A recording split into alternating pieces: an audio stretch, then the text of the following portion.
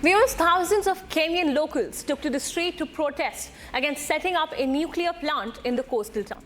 Residents, environmentalists and activists expressed concern over establishing the nuclear plant as it will affect the fishing and ecotourism for their livelihoods, fearing the environmental and health impacts of the plant.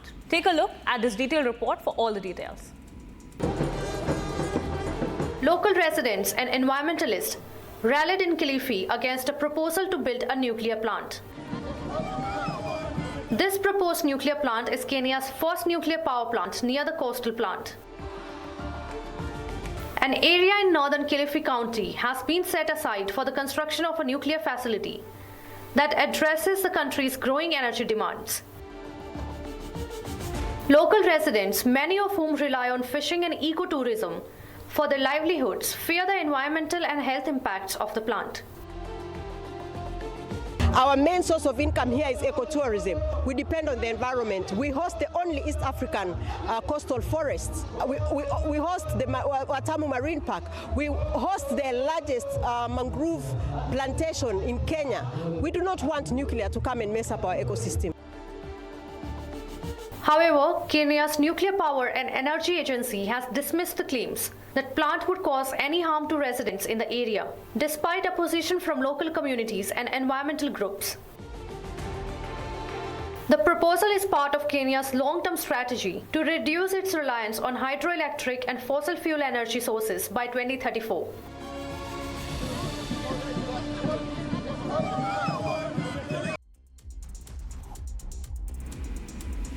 Amid the escalating violence, the Israeli military has reiterated evacuation orders for the Palestinians in northern Gaza Strip. They are instructed to relocate to south to Mawasi, which has been designated as a humanitarian zone. This directive follows a week of intense airstrikes and artillery attacks on Jabalia. Evacuation orders have also been issued for patients and medical staff in local hospitals, raising serious concerns about access to healthcare in the midst of the conflict.